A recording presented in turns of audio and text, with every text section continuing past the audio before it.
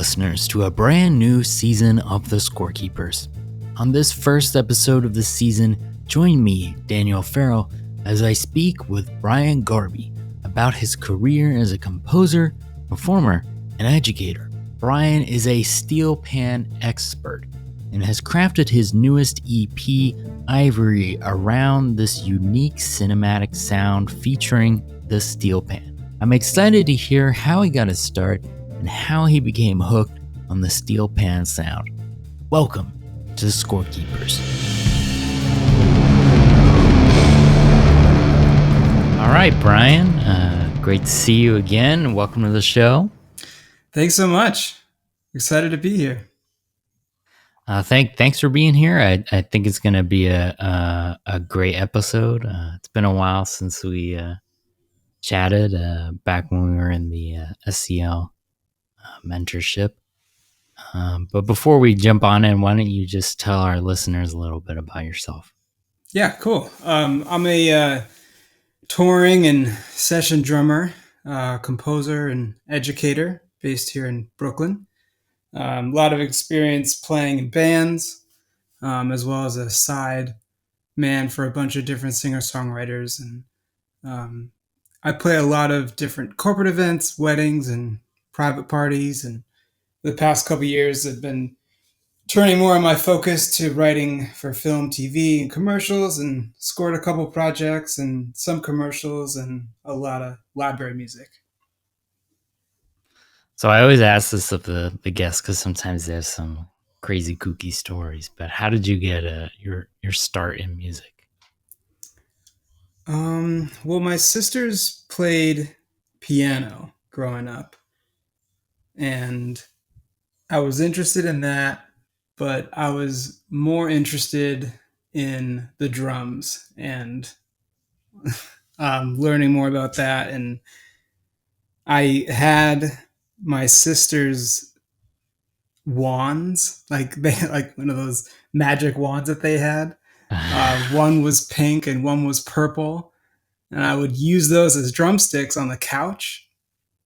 And we had this white couch, and I loved the sound of the cushion, that deep bass kind of sound. And then I was playing a lot of those, and one day I hit the top of the couch really hard, and all that pink and purple goo went all over the white couch, and it was time for some drum lessons. And an actual drum set. Yeah. Instead of a white couch. Yeah. And I was super lucky. I grew up in Fairfield, Connecticut, and right down the street in Bridgeport, Connecticut, was the Jim Royal Drum Studio. Wow. So I started taking lessons there when I was 7. And then, that whole experience really changed my life and opened my eye to the whole world of percussion. I did a lot of percussion ensemble work there, and we ended up doing a lot of different tours and shows, and I got introduced to the Percussive Art Society and going to those drum clinics. And man, what a time that was. So at what point when you were focused on percussion did you kind of think more about songwriting and composing, about the actual creation of music, and realize that was the area you wanted to go in? Yeah, I was right out of the gate. I think it stems from soloing. When you're looking at a song and you have a spot that you want to have that solo, that freedom, I always loved that moment. And then in that moment, trying to create a little song there. And I think that's what really turned me on to composing. And then at the same time I was in the percussion program, I was also playing in bands, and we were writing a lot of songs. And I also was obsessed with Dylan and folk and Elliott Smith, and I just loved writing on guitar and piano. So all of that just was happening simultaneously. Does your compositional process, because you got inspired from soloing and improvising, do you normally start with improv when you're composing and then kind of like, so I know some people record that and then they go back. Is that kind of your process or something different? Yeah, that's pretty close. Right now, especially, I'm composing mainly on piano, and I'll always start with just playing without a plan per se, just trying to get a melody that I hear in my head or a chord progression that I want to hear or just a sound, or a tone. And it starts from there, and then I start to craft it into a song, an ABA format, like a verse, chorus, bridge, chorus kind of a thing, or really experimenting with the form. And there's so many possibilities. So you've worked with, several production libraries like Warner Chappell, Beat Suite, and I was wondering if you could talk a little bit about, your work with those libraries and how you approach library music. It was a really great challenge at the beginning to learn what they wanted, because it's different than writing a song for yourself.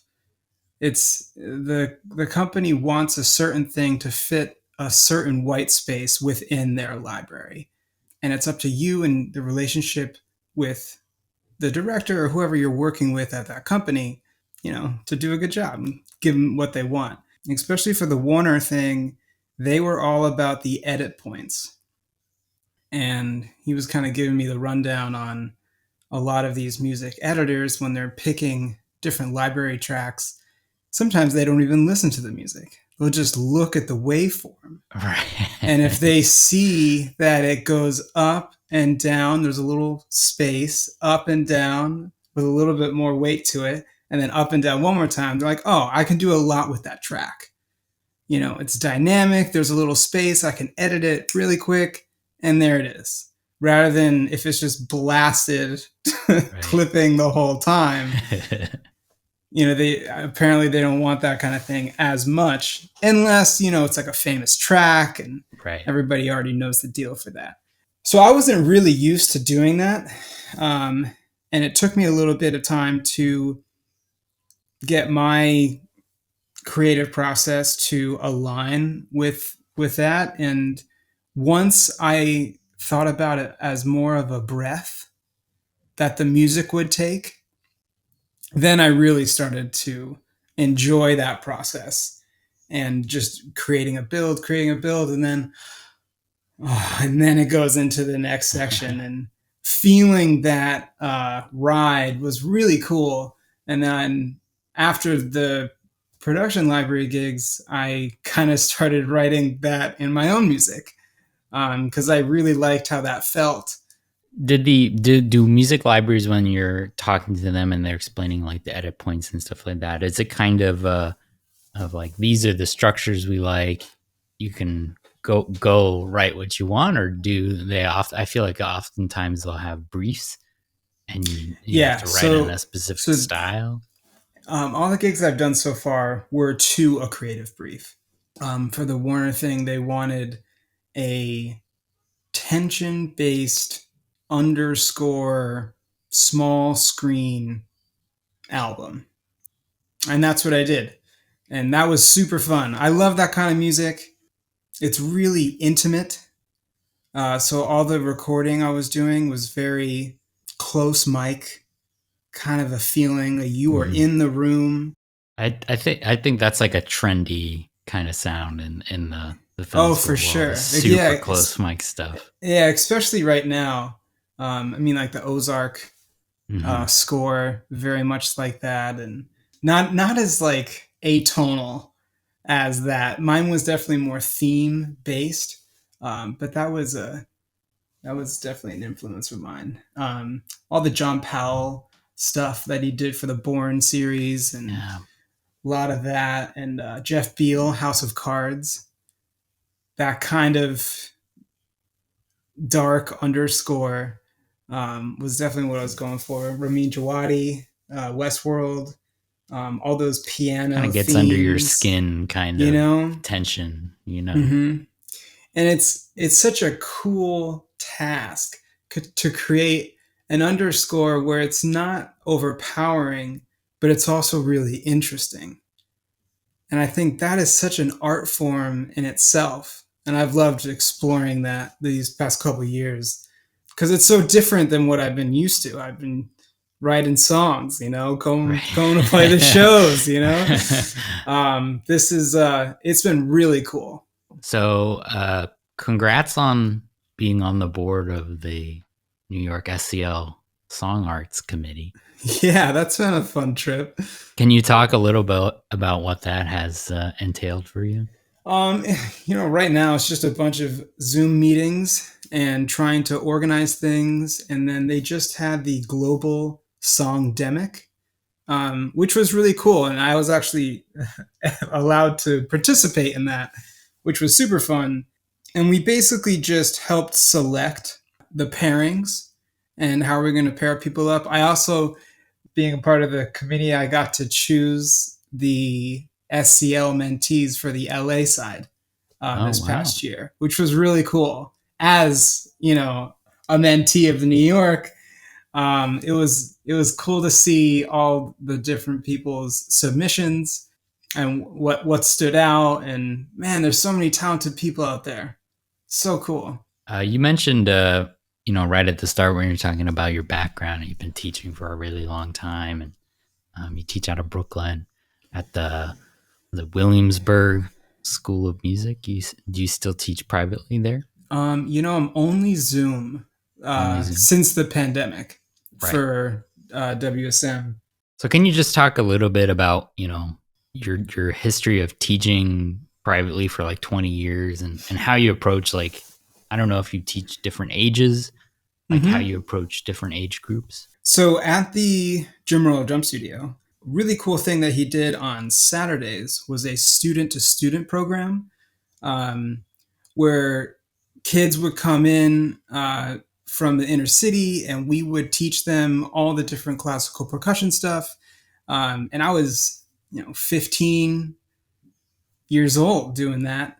And then every week it just got more and more. And then I'd get more students, and I was learning and then teaching it to them. And that whole process about sharing what you know is just so great. And I feel like that's what the percussion community is based on, especially things like the Percussive Arts Society and going to drum clinics. And drummers have this thing about education that's different than other instrumentalists. And I've always just thought that was so cool. And I still do that a lot with like my drummer friends here in the city, and we're always sharing things. So then right after high school, I was playing a lot, doing a lot of different bands and touring and stuff, but I was always teaching, and I started developing my own student clientele, and I was primarily teaching drum set and classical percussion and Brazilian percussion and that kind of stuff. And then when I moved to New York, I applied for the Williamsburg School of Music, and I got on really early. They're crushing it now. It's awesome. But I remember I had one student there. I had like maybe 15 students back in Connecticut. I had one student in Brooklyn, and that's what kind of brought me here. And I was pumped. That one Saturday morning student. And then I just built it, Then I was obviously here in the city more, and I started teaching a lot more drum set. And then I was like, well, I can also teach beginner guitar and piano and ukulele. So then I started doing a lot more of that. And then I think like 7 years ago, I had a student that came in for guitar, and he was really good. And I was like, oh man, like I got to step it up for my guitar playing. And ever since that day, I've just been playing guitar like every day, and I love it. Guitar, piano, and just really getting into the theory of everything. I grew up listening to the Allman Brothers and Government Mule and bands that have a really great lead guitarist and a really great drummer that are tangled in with another. Smashing Pumpkins, it's like there's so many like unison lines that the drums and the guitar can do. So I've always heard all these guitar parts in my head, but I never could play them. So about 7 years ago, I was like, I really want to be able to do this. So I've just been practicing and trying to learn everything I could. And ever since the pandemic, I finally got into learning all the jazz standards on guitar. I was taking some lessons with a good friend of mine back in Connecticut over Zoom, and that's just been so fun. So teaching a lot of guitar now, primarily guitar. I think I have one drum student, Wow, and wow. everything else is guitar and piano. Do you approach teaching like fundamentals of music differently for depending on the instrument that they pick that they're learning on? I think it depends on the student first and foremost, and what that student wants to do. Is it a kid? Is it an adult that just wants to jam? Or is it somebody that's super serious and wants to take on music as a career? I'll treat that completely differently. And you should. But yeah, I mean the fundamentals are important, absolutely. One of my favorite educators, Mike Johnson, he came up with this thing that's dessert before vegetables. Meaning, like, everybody wants to just play. They either want to rip a solo, they want to Right. hit the drums really hard, they want to just create sound. So let them do that. Like, let's get in. Let's just start talking immediately. And then we'll go into, oh, well, this song, you know how they did that? Oh, they used this chord. Oh, they also used this scale. And they combine these things like this. And then you slowly but surely get all that fundamental stuff in. I think it Kind of turns a lot learn of by people doing. off. Yeah, if Yeah. you're right out of the gate, this is the C major scale. But he's like, I don't want to do this. This isn't music. It doesn't I sound just like want to hit music. stuff. Yeah. But if you're like, this is a C major 7 chord, that sounds cool. And then you can kind of work around that. And then you can dance around those notes like that. And there's little tricks that you can get. Do you teach like songwriting or anything as well, or? Yeah, I teach songwriting to students that are creating their own songs, which is always super fun. But not really any sort of like class for that. So you and I obviously both did the SCL, the Society of Composers and Lyricists mentorship program here in New York back in 2020, back in the hardcore Zoom days. Yeah, man. And you also did the NYU screen scoring workshop this summer, right? Which one did you do? Did you do? Because I know they have like TVs, I video did the game. film, TV, and advertising. Oh, okay. Very fun. Who are some? I sometimes they change up who are the guest composers each year. I think one of the it was Blake Neely. I think was one of the years. Uh, Yeah. So his partner Sherry Chung was there for the TV. Yeah, she actually went she was to. awesome. I've never met her. I really want to meet her. She actually went to. She's actually from the same undergrad university. Like she was there like 10 years Oh before wow, cool. I was. I was like, oh, an alumni working in Hollywood. Yeah, Uh, but can you talk a little bit about doing each mentorship and each of these programs and kind of what you picked up from them and maybe people who are looking at doing those kinds of programs in the future, what they can do to kind of prepare for them? absolutely. I highly recommend it. It was such an such a great educational experience, and the connections and just being completely consumed by the TV and film music world every day for a month and a half was amazing. Because normally my life is being pulled in a million different directions. So it was great to just do the one thing. My commute wasn't too bad because I was just coming from Brooklyn. But man, some people were coming from Jersey and some guy upstate New York, and their commute every morning was like, oh man, good for you. Wow. But it was cool. There was a really wide range of people, older folks, younger folks, some people that were just kind of getting started but were super talented, and then some veteran people. So I really liked being in that community. It was just so well rounded. Everybody was so individualized. Man, the clinicians were just so inspiring. Everybody was really, really good and had their own way of critiquing a score. But then Sean Callery came in and mind blowing. It was just so inspiring to see somebody that's the top of their craft Right. talk about their process and still be really enthusiastic about it. And he really listened to everybody. He had no ego at all. He was just the coolest dude. Yeah, and he's been in the game for a long time. Yeah, it was doing really TV. really fun working with him.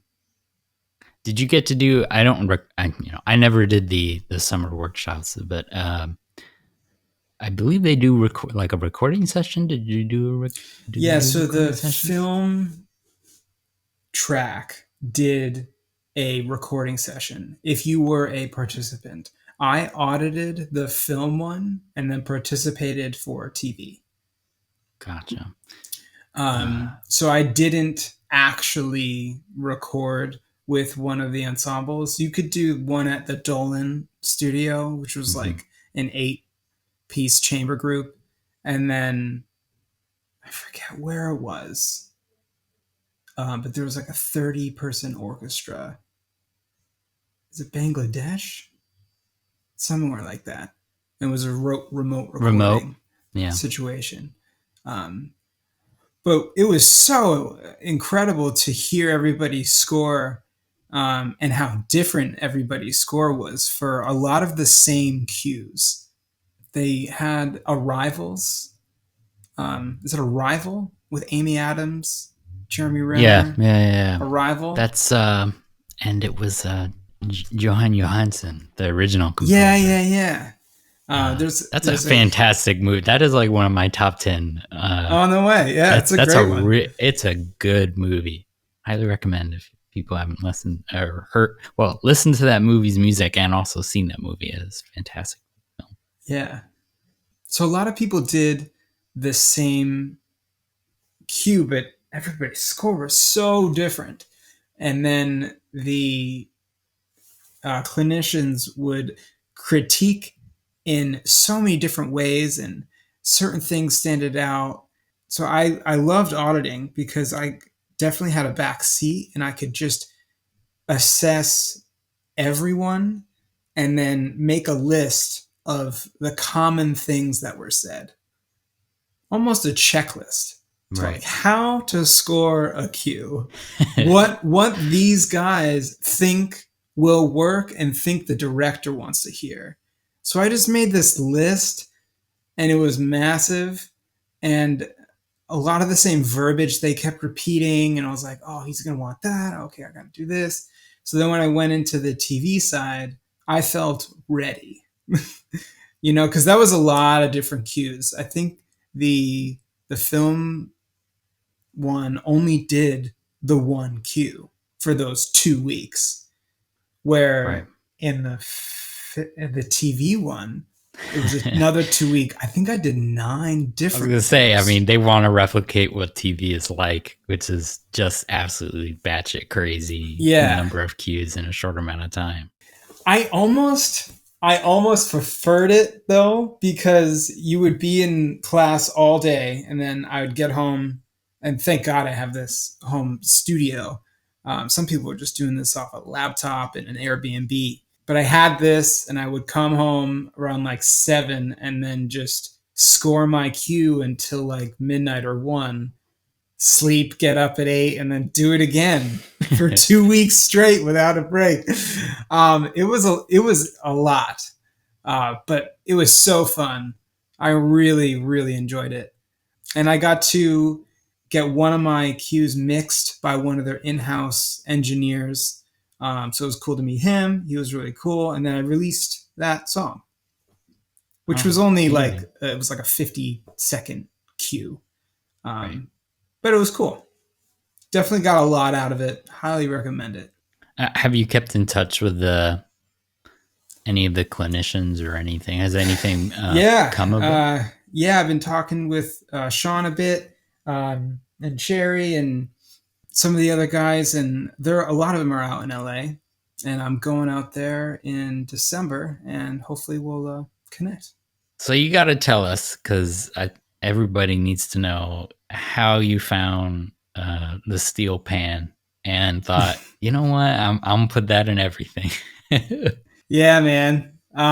Well, it's the Jim Roll Drum Studio. It all comes back to that start, that beginning. Jim went to PASIC, which is coming up next week, and there was a steel pan clinic going on, and there was a steel band performance, and he saw that. He ran a drum studio, and he was like, I got to bring this in. And he did, and he did all the legwork, and he created this band, and it started, I think we may have had like 3 leads, a double second, a cello, and a bass. A small steel band, but then he just built it and built it and built it, and now he has like 4 different steel bands, and he's running this massive program out of Bridgeport. It's really, really awesome. So I learned there. So like being part of the percussion ensemble, we would do everything. We would be playing the classical stuff, the Brazilian stuff, and then the Caribbean stuff would just be a part of it. And then that got to be more and more, because it's really great as a percussionist to play a melodic instrument like that. You know, of course, there's marimbas and vibes, and that sometimes gets a little into the classical side, which sometimes gets kind of atonal and like John Cage, and all that stuff is great, but not really my bag as far as like a hook is concerned.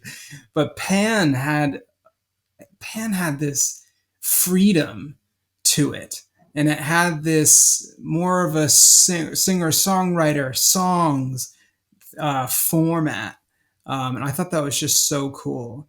And then I think in 2014 or 13 we went to Trinidad. Wow. And then that was when it like all happened, because then you understand where this instrument is coming from, who created this instrument, and how the culture loves and appreciates this instrument. And that was really life-changing. We were kind of led through the country by Tracy Thornton, who has now become one of my greatest friends. And he's doing a lot of really cool stuff with Pan Rocks, which is a huge program that covers like Zeppelin and Sabbath and AC/DC. And he gets these massive steel bands. And he actually just did a project in Miami, Ohio with Mark Wood, the violinist from Trans-Siberian Orchestra. Wow. And they did this huge concert with a full string orchestra and a steel band. I don't even know how many kids it was there, but it's all on YouTube. That would be crazy. Everybody should go check out Pan Rocks on YouTube. It is really cool. So he's been crushing that project, and it's just been building throughout the past like 10 years. Anyway, so his wife was from Trinidad. He was there for a long time. He played in Panorama. He kind of knew the deal. He had some locals on the ground. So we were able to connect with him, and he kind of brought us around. But to go into the pan yards and see what it's really like, and to watch how they play, you know, it was very different, and it was really smooth. and your arms are in the whole style that you're doing, and the connection with the band, the tuning. It's a whole nother thing. I just thought it was so cool. I was so inspired by these folks, and then Mazzini Gill, has a pan shop down there, and I remember because I was really interested in buying a pan, and he set up 6 steel pans in a row, like six tenors, which is just the one drum. And he said, "Pick your favorite."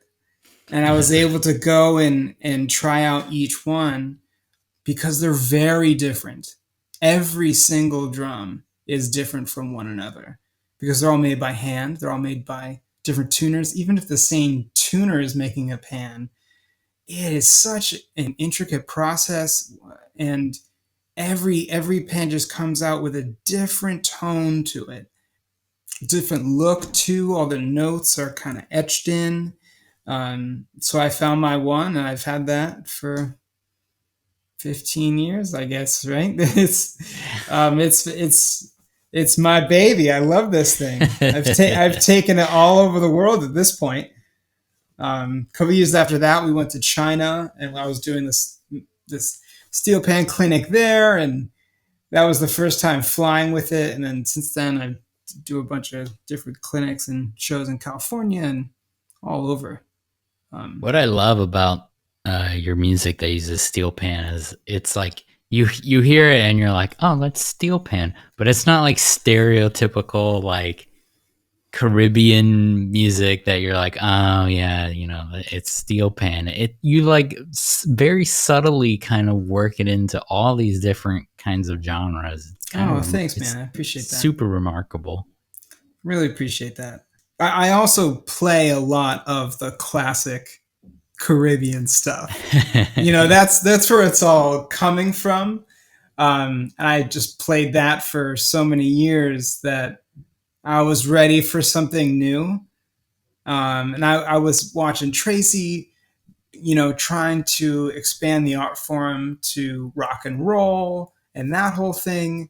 And I just kind of went in the other direction where I went to more that small screen, intimate, dark, textury, hitting it really, really softly with a close mic and creating these different tones.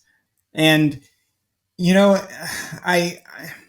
was a silver lining in the pandemic because I would not have done as much work on this creative steel pan and on all this production library music if it wasn't for the pandemic, because I was in so many bands. There's no way I would have time for this. But I finally had time. We were in a different apartment than this. But we were in this tiny studio apartment, and I had my pan, and I couldn't play loud because it's like, New York, and I couldn't be banging my pan really loud all day. And so everything had to be really soft. And it's funny with recording pan compared to playing live. When you're playing live, you can really lay into it and like let it rip. But when you're recording, the way that it gets picked up on a mic, it can very easily get like a nasty sound to it. So the softer you are, the larger that sound actually feels, which is pretty cool.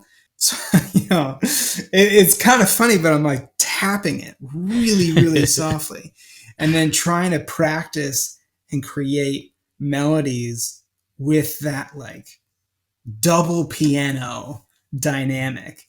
One of my favorite steel panists is Liam Teague. Everybody should check out Liam Teague. He is the guy, the top dog. And I got to play next to him when I was 15 at a concert that we were doing. And that's on YouTube as well. If you type in Mass Pan Band, Mass Band, maybe Liam Teague, we played Conscious Chutney and a couple of other his tunes. And I remember watching him play, and it was just effortless. how he moved through those notes. And during his clinic, he said, when I practice at the lowest volume possible.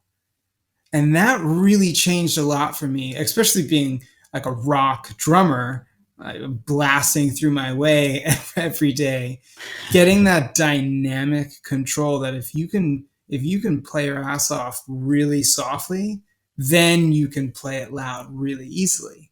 So I've taken that approach into all the instruments that I play, and I really really love it.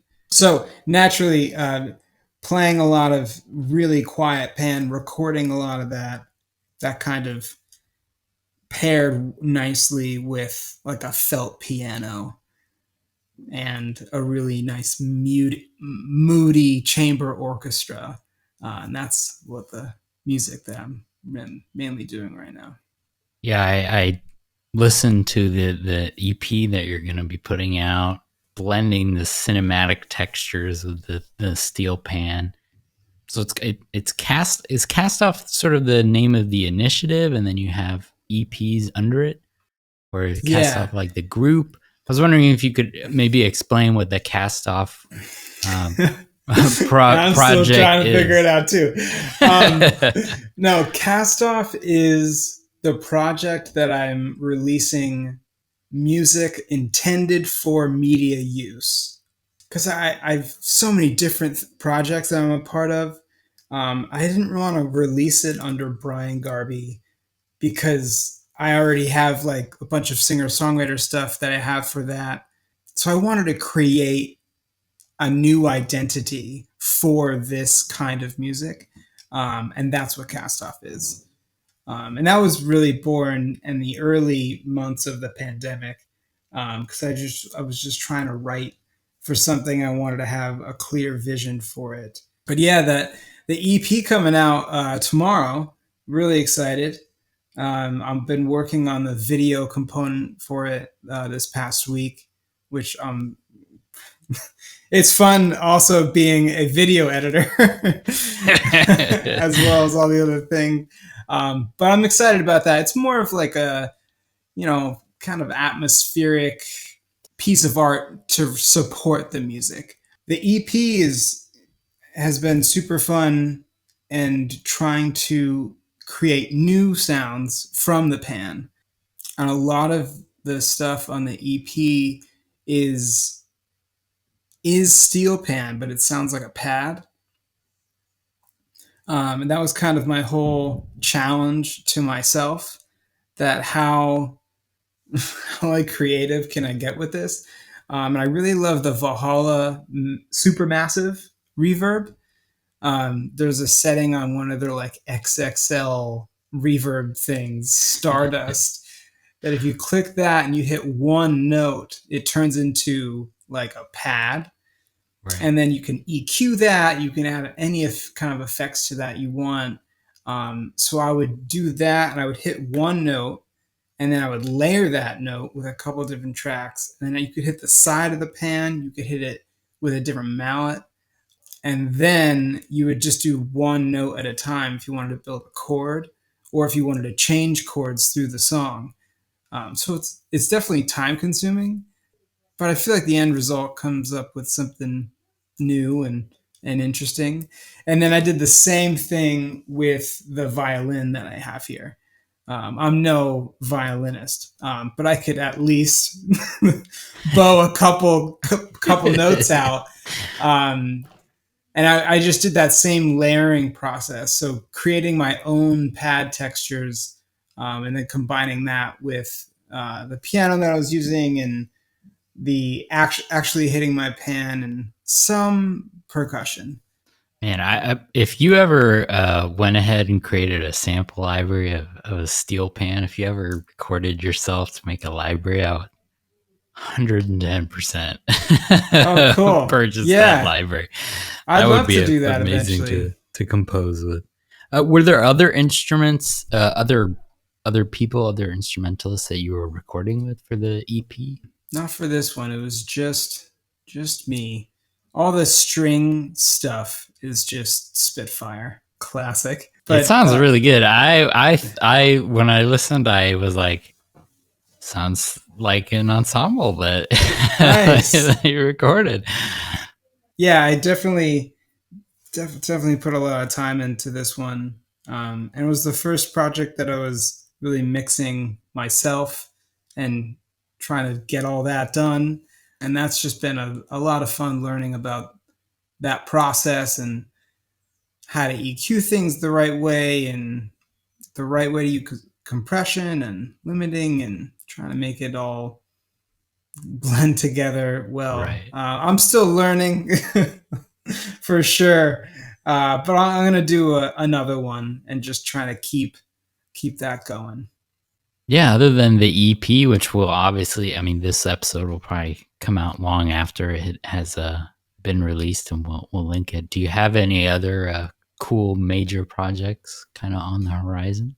Yeah, the the biggest project, which will be the symphony that I've been writing for orchestra and steel band, Wow, and that's just been it's been 10 years in the making, but it's finally going to see the light of day in the winter of 2024. So, wow, not this coming winter, but the following winter, the Greater Connecticut Youth Orchestra and Steel Band will premiere it at the Klein Theater in Bridgeport, Connecticut. that's amazing. Yeah, so I'm really excited about this project.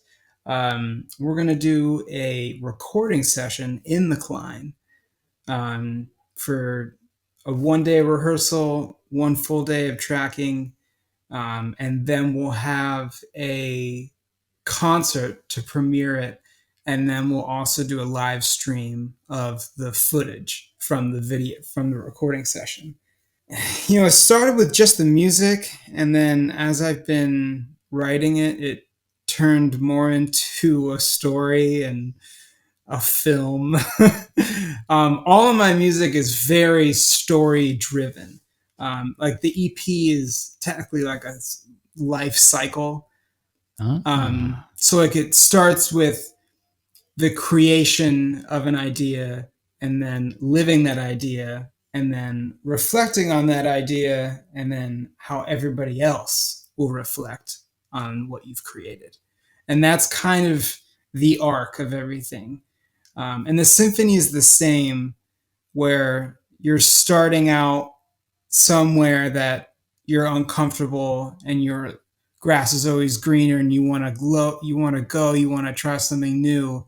And then you get to that thing and you realize I had this all along and you want to go back to where you were.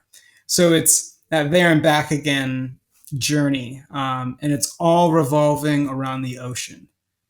So we're actually starting in the ocean, going to shore, getting what we want, what we think we want, to only realize that we actually loved it back at the ocean. So then all the cinematography around that will be shots of the ocean and water and different textures and lighting. And my best friend Matt Heyman is a brilliant cinematographer. Went to NYU. He's done all my video stuff. He's going to be setting up a team, and we're going to be shooting a lot of different stuff in this next year, and then we'll have all that being projected on stage. wow. Yeah. We'll film a little documentary about the whole process of making it as well. It's Like interesting that. how sometimes I've seen quite a few of these multimedia works will have images or videos Mm-hmm. projected, and they're not. It's not like a film, that it's not a one-to-one. Music is accompanying the picture and is written to the picture. It can sometimes just be a totally separate video or photos to go with the music. It's Mm-hmm. so interesting how that sometimes changes your perception of the music or changes your perception of the image just on what you're hearing. Just Mm-hmm. the pairings of the two are always really, really fascinating. Yeah, so we'll of course have links to this wonderful new EP. Does this EP have a name? Ivory. Ivory. Okay, excellent. So we'll have links to Ivory on. Is it going to be on Spotify? It will be on all the things. All Spotify. the things. The video component will live on YouTube, and I feel like that's going to be the winner that I'm going to try to push the most. Definitely, we will push go and watch the video on Bryan's YouTube channel. So, please check the description for all the links to everything that you've heard Bryan talk about in this episode. But it has been awesome talking to you, Bryan. It's just that you have a very, very original and super fascinating musical signature to your music. It's awesome listening. Thanks so much. I really appreciate that, and thanks so much for having me on. I loved speaking with Bryan on this episode of The Scorekeepers, and be sure to listen to his newest EP, Ivory, available now on all streaming platforms, and of course check out the video component on his YouTube channel. Thanks for listening to The Scorekeepers. The Scorekeepers is hosted and produced by Daniel Farrell, music and sound, with graphic design by Patrick Farrell. Scorekeepers is proudly hosted and recorded by Zencastr.